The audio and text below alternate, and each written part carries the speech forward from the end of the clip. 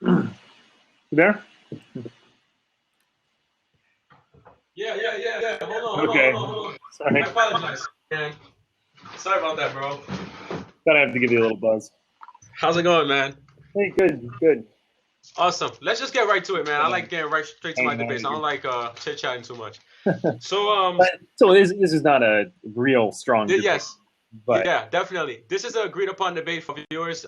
We both agree that the evils of socialism. What this debate is, what this conversation is going to be about is just going to be a discussion, and we will allow you, the viewers, to vote on who you feel presents a stronger case for socialism being the evils that has contributed to the Great Depression and the current state of Venezuela. Right, Nelson? sounds good. Awesome. So I'm gonna begin, all right, and I'm gonna start with the narrative.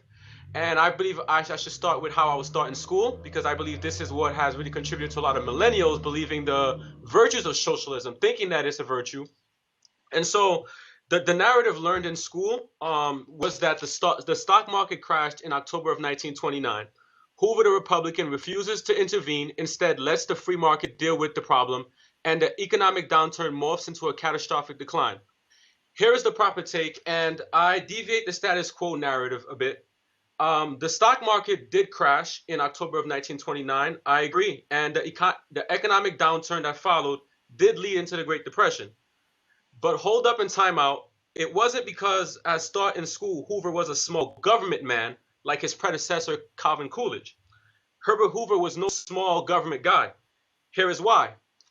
Before 2002, the definition of free market, according to dictionary, said free from government regulation. Period. End of story. This is not what Hoover did. Free market is no regulations. Individuals and businesses owners choose the price they charge for their products. Individuals decide if they want to buy a product or not. Politicians are uninvolved in commerce, unlike in socialist governments like Venezuela. And I'm just going to just stop that point right here, and I'm just going to allow you to present your opening case.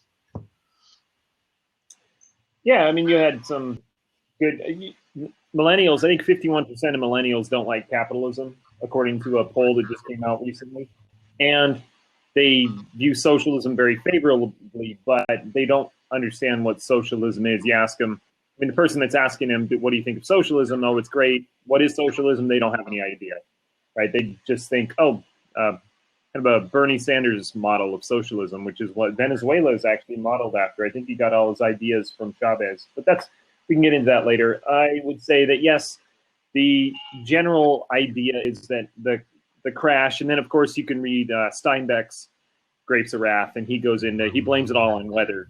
A lot of people still blame it on weather. The Dust Bowl, caused crops to fail. Everybody had to flee to California, but obviously it's a lot more.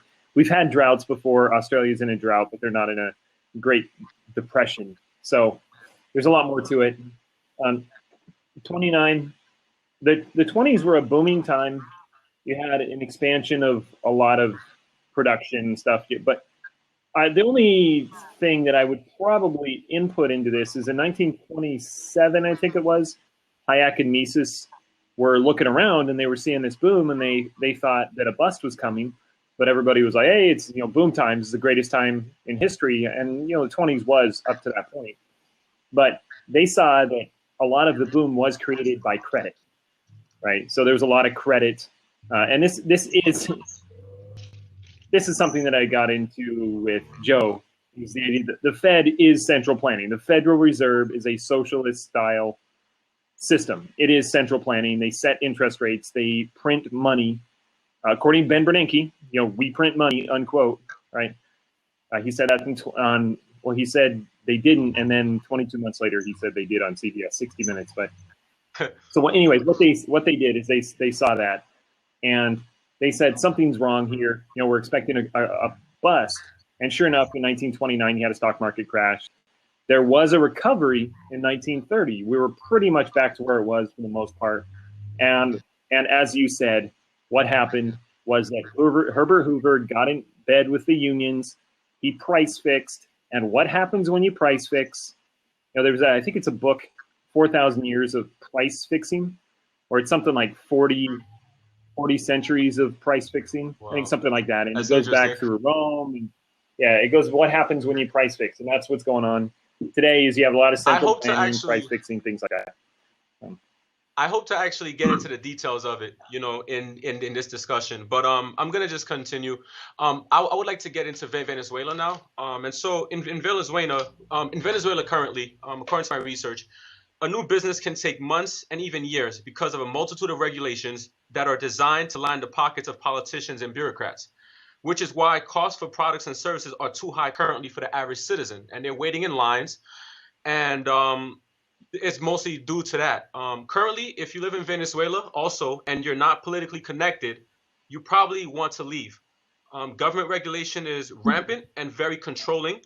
There is no limited government in Venezuela. Their policies further expand power of government. There is no competition amongst businesses, but government picks winners and losers, giving special favors to some and leaving others out. And the perfect example of this right here is currently in Venezuela, you have long lines of people waiting for food. And what's amazing is people can wait hours. People can be online from 5 in the morning until 11 at night. Like, you have mothers leaving their sons and daughters in line for food.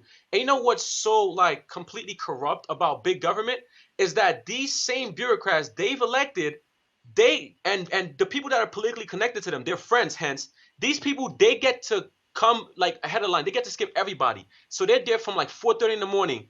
And they get all the food, all the good stuff, and then they leave and they go home. And then all these people in the back of the line, the average citizens, they're not politically connected. And so just because you get online doesn't mean you're going to get food because the elites already have taken the food. And so this is the system you get in socialism. And I felt I had to add that because that is one of the fruits of socialism and what's going on in Venezuela right now.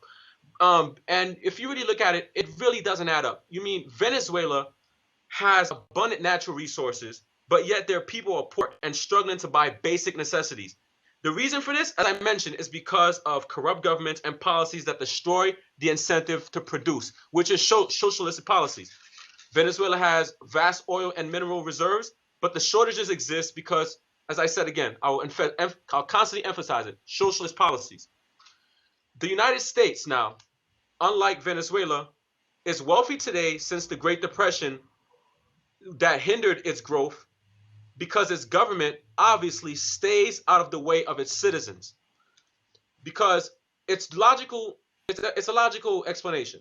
The more power you give to the government, the less power you have to control your life. Prosperity and opportunity diminishes as government grows. And this is what you're currently seeing in Venezuela. So back to Hoover now. I believe I explained the case for Venezuela pretty concise. I want to delve too much into it. People can research socialism and see what's happening in Venezuela and research and see for themselves. But I want to now use this as a case study for the Great Depression, because a lot of people do assume that it was limited government and lack of government intervention that contributed to the Great Depression. And this is a complete false narrative. So I hope to be able to defeat that narrative, but I'm just going to pass it on to you real fast to just allow you to give some insight before I really delve into this. Yeah, so on Venezuela, if you want, anybody that is watching can go on YouTube and type in Venezuela lines, and you can see. In fact, there was a guy I watched one, and he actually got up really early and he went out to get 8 staples. And what you do is you wait in line for 3 hours. You get a coupon that gives you the right to go buy that staple at a grocery store, and then you get a text from a friend that said this store has cornmeal or some just basic thing that you probably have at the bottom of your cupboard. And he goes to that store, and by the time he gets to the front of the line, it's gone.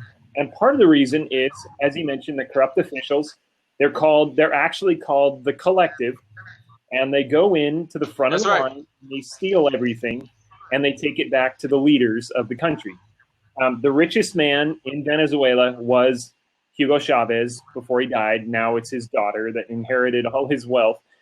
This is very anti-socialism, of course, but this is socialism.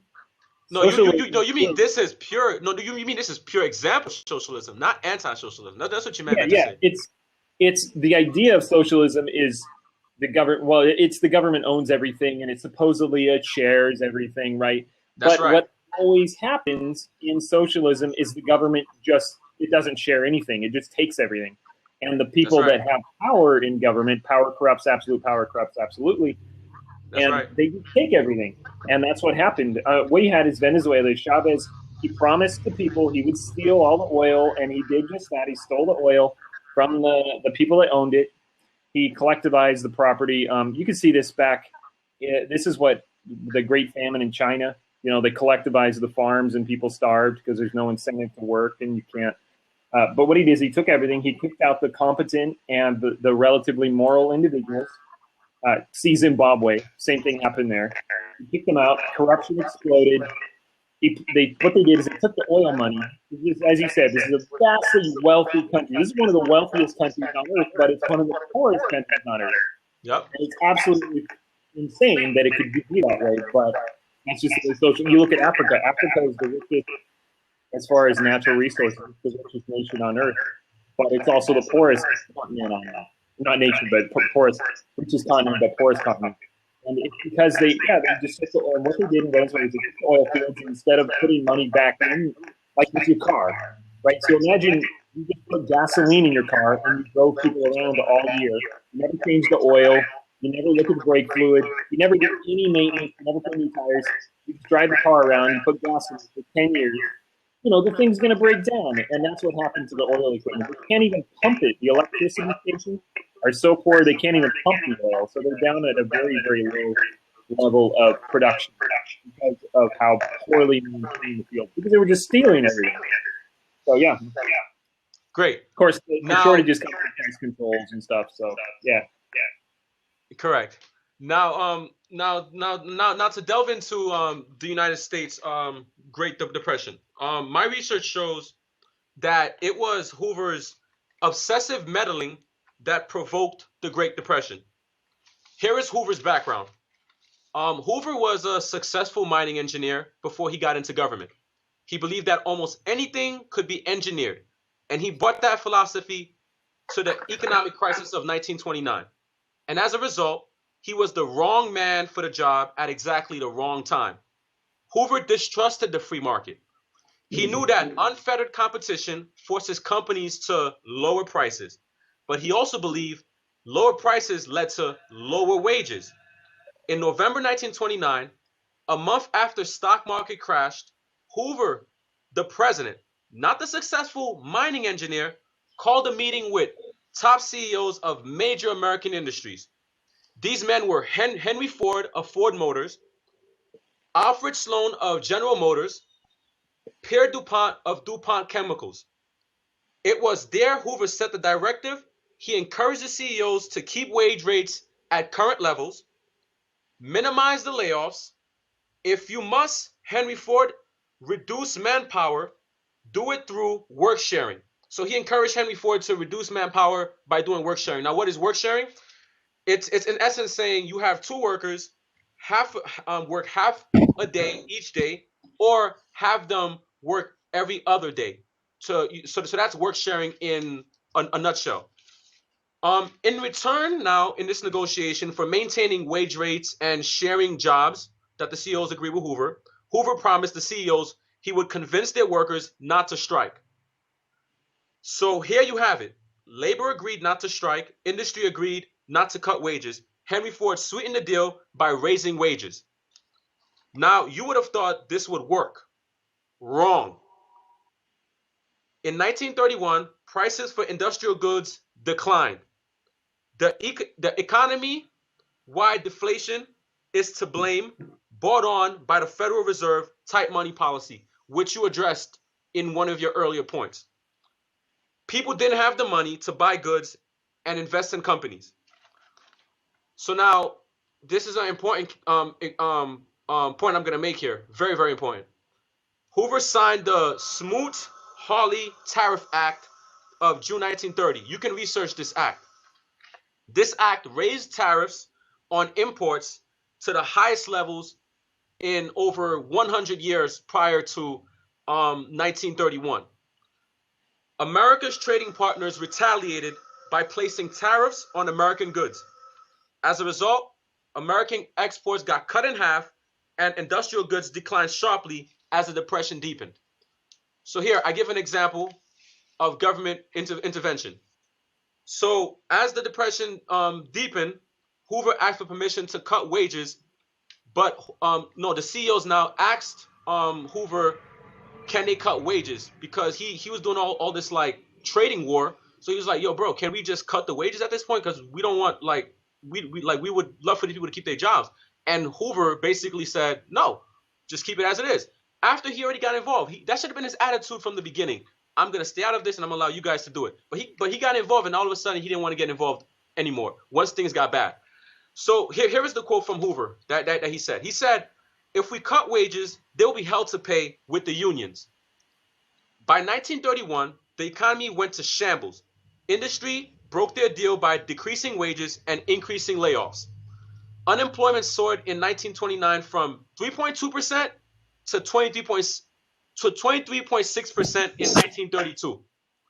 Hoover again got involved, increasing government spending, proposing a 9-point plan that included major public work projects like, as we know today, we have the Hoover Dam and the Los Angeles Aqueduct. Hoover raised taxes on the top income bracket from 25% to 63%, doing everything he can think of to engineer the economy back to health. A couple of hard years turned into a decade of long disasters because of government intervention, government regulation, rather than government non-intervention and staying out of it and allowing the economy to work its way back to health. So, Hoover and FDR are completely the same. They're no different in the way that they handled the Great Depression. Hoover and FDR believed in forceful government intervention into the economy, and it's no difference in socialist Venezuela we have today. And I'm going to close, Nelson, I'm going to allow you to just close it after. But I'm going to close by saying capitalism wasn't practiced during the Great Depression. It was the practice of socialism, constant government intermeddling, which is proof currently in Venezuela that it doesn't work, that contributed to the worsening of the Great Depression. I encourage viewers to truly research and really seek out sources that explain in context socialism. And because it's a threat to our constitutional republic, it's a threat to our limited government and capitalism, and it has no place in American society. And it is not what it is not capitalism that contributed to the Great Depression like we have today in the case of a great recession that is happening right now in Venezuela. And I'm just gonna recommend one source to our viewers. I would say research Prager University. I like things to be short, and they have short videos. One of the videos that you can check out is it's actually 9 minutes long. It's actually a case study. It actually says it's actually, you can YouTube it. It's What's Wrong with Socialism. It's a 9-minute video done by Prager University, and it explains in context what's happening in Venezuela right now. And you have a 4-minute video, which actually you can just put Prager University socialism, and in 4 minutes they break it down in a nutshell. It's pretty simple. It's pretty quick. It's about 13 minutes of your time, and you can definitely re-educate yourself in 13 minutes and undo all this indoctrination we've learned in school. And I close off and I pass it to you, Nelson. Thank you for your time, man. Yeah, I think Prager University has some great videos. Another one, if you want to have in the background while you're cooking or something like that, listen to Leonard Reed of FEE. It's the Foundation for Economic Education. He wrote iPencil. I think it was his father or something that wrote iPencil in 1954 or so, and it's how nobody, and Milton Friedman actually talks about this too, but look it up, iPencil, really answer. The funny thing about FDR is that he actually ran against Hoover's interventionist policies. And then, of course, once he took over, he just multiplied them by a large factor. And so he also confiscated the, he really destroyed the money system that we had by going off the gold standard. They tried to put that back together after World War II. But yeah, I mean, you're pretty much on point with all those. Prager University has some great stuff. I was listening to that conversation between Stephen Molyneux and Leonard Reed, and he read a quote from Alan Reynolds. Or actually, before I get to that, let me say that Weber was an economic advisor to FDR, and he called FDR an economic nincompoop. Like FDR was just a moron. What FDR did, he raised income taxes on the top 20 over 25,000 to 100%. So just imagine your business making 25,000. Now, not only was that 100%, but for every dollar you earned above 25,000, you lived in New York, well, in Brooklyn, you had to pay. Remember, you have a state income tax, right? So there were places that were paying 105% tax on their top income. So that means if you're making 24, 25,000, you're like, do I want to start a business? Do I want to, expand my business and make 30? No, of course not. I'm gonna every penny I make, it actually costs me more than it does to make that money. So just ridiculous, dumb thing to do. But yeah, Warburg was after they fell apart. He called him an absolute on economics. But then again, Alan Reynolds said, because what you're talking about is this confusion about what caused the Great Depression.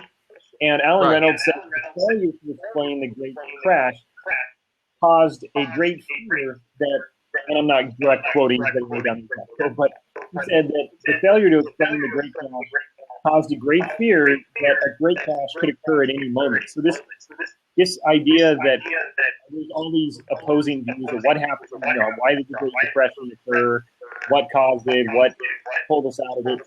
Was it World War II? No, much worse than World War II. In fact, the Keynesian, he wrote his book in 1936 called all the Keynesians said after World War II that we were just going to go right back into a Great Depression because the government expenditures dropped dramatically. But in fact, that's when we had our greatest economic explosion, our massive growth in the economy was after World War II when the government cut back spending and things like that. But this is a big problem, the idea of what caused it. And it does. It creates this fear that really gives government all the power that it so desperately wants. I mean, and not just that. I just want to add real fast. Like to your point, to just further your point. Giving government all this power, and we all know, like from us studying, because we obviously agree on a lot of things. The more power you give to the government, the less civil liberties you have, the less individualism you have, and the less power you have over your life. So we have a system in this country of self-government. And whenever socialism takes root, you basically are saying, hey, look, there's no someone government. The government can basically tell me what to do. So I can't think for myself. I need an elite group of people who play by a different set of rules to basically tell me how I should live my life. Go ask a socialist what they think of the average American. I was volunteering for this year, and a woman was putting up signs for mayor. The woman's running for mayor, and she was putting up her signs. And she asked me if I was a Seattle voter. I don't live in Seattle. But I said, oh, great, another progressive. And she said, yeah. And I asked her, I was like, do you think people can make their own decisions? And she looked at me and she said, no, you and me can, but no, most people can't. That is what socialists think. That is the idea. Too stupid to make their own decisions, whether it means dinner. Government got to come in and tell you what you should eat, what you should drink. You got to tax your soda because you're too dumb to realize that sugar is going to make you fat. They really want to run your life. It's ridiculous. And they want to run it right into the ground. That's what happens.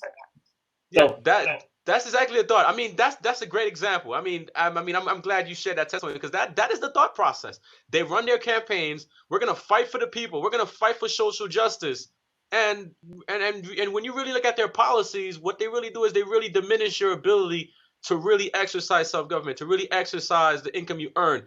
Do you know me and you, every worker, in fact, whether you support socialist policies or don't support socialist politicians, 25%. Listen to this. This was according to a Gallup poll. This was a poll that I read. This was like a month ago or so. 25% of our income goes to pay for government regulations. So we could be 25% more wealthy, and we would have 25% more income in our pockets if it were not for government regulations. Yeah, a minimum wage job costs $25 to pay somebody $10 an hour, because of that. Yeah, and they're always comparing the United States to like Denmark or Norway. I mean, all these other countries. I mean, do you know their tax rate? Like their tax rate on cars, for you to even have a car, dude, like 63%, dude. And like they're tax heavy. Prices over there are pretty high on a lot of things. So you're raising minimum wage, you're raising prices. Yeah, prices are high, but what about the cost of living? Cost of living. If cost of living is high and it's not going down, and wages are going up, you're defeating the purpose, because I mean your money power is still low. I mean, just because the wage goes up, that doesn't mean your that doesn't mean your money power increases. It just means that I'm just gonna raise price on everything else, to meet what consumer demands, and it's really self-defeating all around. It's just completely a circle loop of just pure, like, I just call it idiocy, man. It's just pure idiocy. Like, it's not intelligent. Yeah, I think they said that Denmark and Sweden would be some of the poorest states in the United States if they were a state because of the purchasing power. When you take taxes and you consider what it takes to be a school teacher in Norway, you have to have a PhD almost. I think most of them do have a PhD in high school, and just imagine how ridiculous and what a waste of resources that is. You got to pay for somebody to go get his doctorate so that he can do basic geometry and algebra. It's very wasteful, but it creates a lot of government jobs. So I look at regulations. They've done studies on housing. Why is housing so expensive? Well, they've looked at places where there's a lot of land regulation, and like New York City, where I live. Yeah, no, you have rent control, so nobody's going to build an apartment in New York City. You can't make your money back, right? How many apartments? Like, there's condos going everywhere around here, and in New York City, but how many apartments get built? I mean, there are some being built, but they're being expensive. Like recently, actually, my cousin, there's an apartment like a block away from me, because my cousin always wanted to live near me, near my neighborhood, and so, she actually saw an apartment recently, and I thought the apartment was going to be between the range of $1,200 to about $1,600 per month, and she actually messaged me and she was like, Sebastian, guess how much this apartment was on rent? I'm like, how much? $2,200 a month for just a 2-bedroom apartment, dude. $2,200 a month. Versus now my sister, who moved upstate New York, she lives in Albany, New York. She actually pays her apartment. She actually lives in a 4-bedroom apartment with 4 different roommates, and they have a garage. They have a they have their own laundry in a special room. And my sister's paying $400. Now I don't know the scope of how much everybody else is paying, but like that, I mean, they're in essence, I would estimate they're paying around the same rate. So if you have 4 roommates, she's paying 400.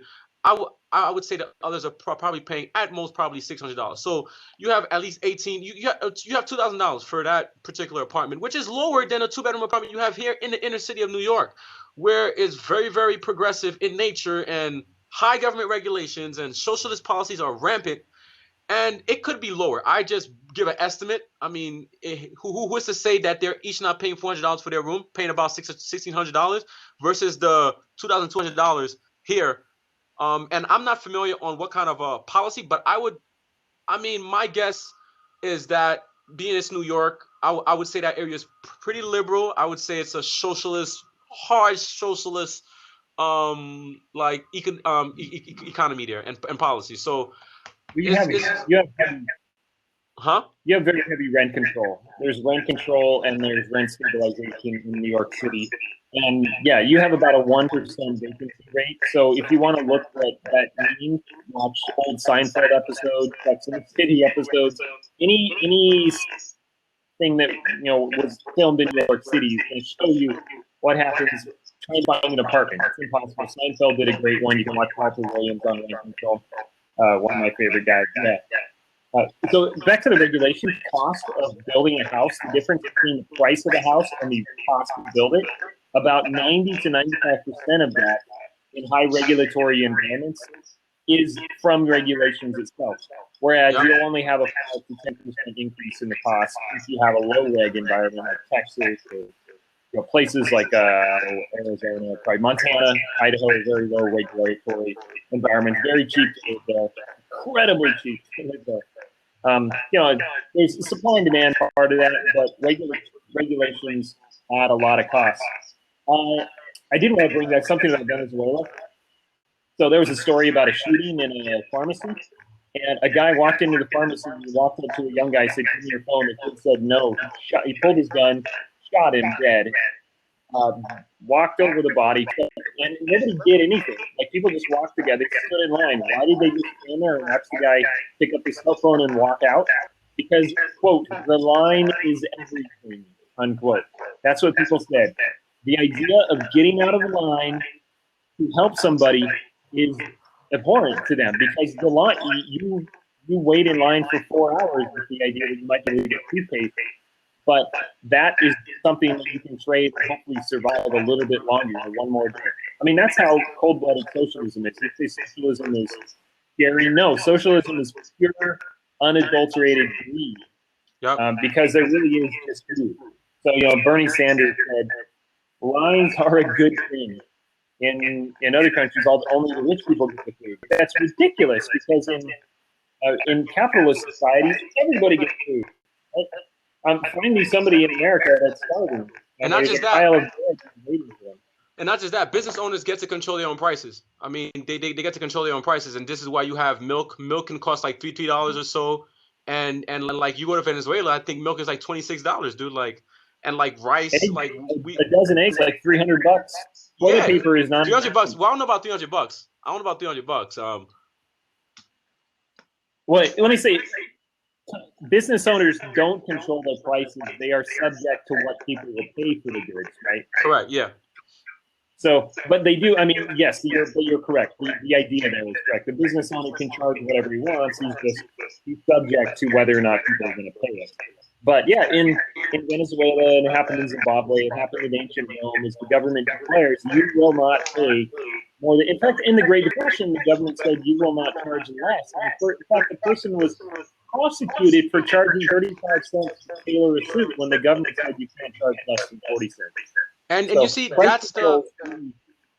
And also, I hate to cut you off, Nelson. I apologize. And that's also another thing. I mean, the government, condemning you for certain things that they don't deem to be appropriate when they want to have complete control. And this is like, this is in essence just showing me like how that is not the role of government in essence. I mean, the role of government is to condemn the bad people and to protect the good people from the bad guys.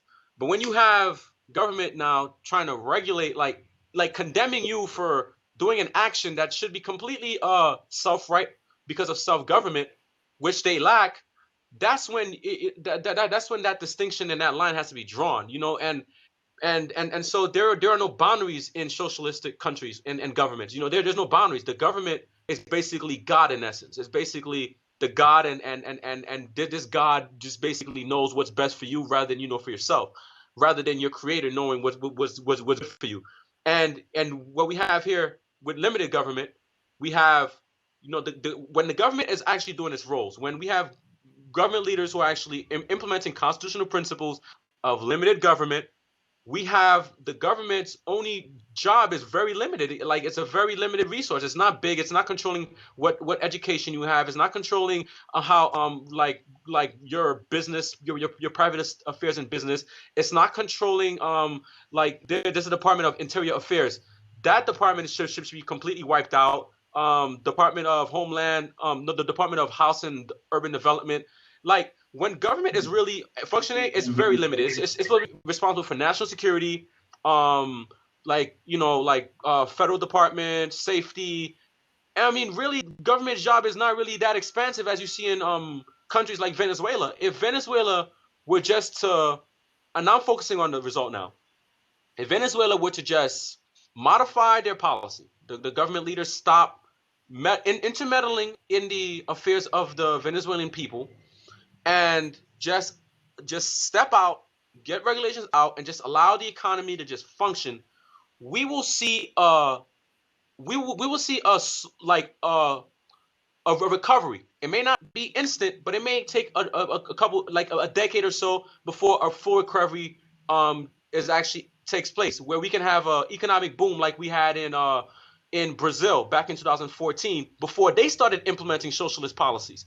So that is what I really think Venezuela should do. I don't know if you agree. I don't know if you want to add a stronger point to that. I don't know what point you want to add. Yeah, I think if Venezuela just cut their price controls, just get rid of price controls, get rid of this, you would see a lot more products in the grocery stores. Because what happens is government says you can only sell let's say just a loaf of bread for $1, and it costs you $1.50 to make it. Nobody's going to sell that. That's what happened in Rome. They had price controls on wheat, and suddenly all the bread in Rome dried up. And the government, it's because they say you can only sell it for $1. Throw numbers in there, but $1 ordinary, and it costs 2 or 3 times that to make the product. Nobody is going to voluntarily make bread at a loss. So if you get rid of price controls, you'll see a lot more products on the shelves. And then, of course, you have to create a law and order environment. They have gangs, and of course, most of them are backed by government. They're taking over the streets and the stores. And I mentioned the collective going in and stuff before anybody gets it. But you mentioned this, so you and I both are biblical Christians. I just want to read 1 Samuel 10. So Samuel told all the words of this is when the people asked if they wanted a king, right? So we want a government. We don't want God, we want a government. So Samuel told all the words of the Lord, and the people asked him for a king. And he said, this will be the behavior of the king who will reign over you. He will take your sons and appoint them to his own chariots and to be his horsemen, and some will run before his chariots. He will appoint captains over his 1,000, captains over his 50. Will set some to plow his ground and reap his harvest, and some to make his weapons of war and equipment for his chariots. He will take your daughters to be perfumers, cooks, bakers, and he will take the best of your fields, your vineyards, and your olive groves, and give them to his servants. He will take a tenth of your grain and your now remember, a tenth would be nice, right? And give it to his officers and servants. He will take your male servants, your female servants, your finest young men, and your donkeys, and put them to his work. He will take a tenth of your sheep, and you will be his servants, and you will cry out in that day because the king whom you have chosen for yourselves, and the Lord will not hear you in that day because you would rather have a king than. So I mean, I think that doesn't apply directly to this, but that really is the kind of the biblical basis of small government, we'll just say. Right. All right, Chastity. I apologize, Nelson. Sorry about that. You're frozen, so. Huh? Oh, your picture's frozen. I saw that. Yeah, I apologize. So, anyway, no problem. So let's just close. I'm just gonna close real fast, and then you can just close. But overall, I just conclude by saying Venezuela is a country that has a lot of potential. It has a lot of great natural resources. And nope, cut out. Well, basically, we agree that Venezuela, their problem is government intrusion in the marketplace, socialist policies, which is just government control policies, price controls. Anytime the government steps in, you remember Ronald Reagan said the 8 most fearful words in the English language are "I'm from the government, I'm here to help." Right? So that really is the central problem in most economies is when government comes in and gets in the way. Adam Smith tried to figure out why, in his Wealth of Nations, why are some nations rich? And the basic conclusion was that nations are rich when government gets out of the way. There is a definite role for government to create the law and order and to create protection of borders and create a legal system. But when government tries to do other things that the private market can do and should do, then that's when you get a lot of problems. So I think he cut out, and therefore I will cut out. So that was fun. So I always enjoy these. And end debate. See you next time.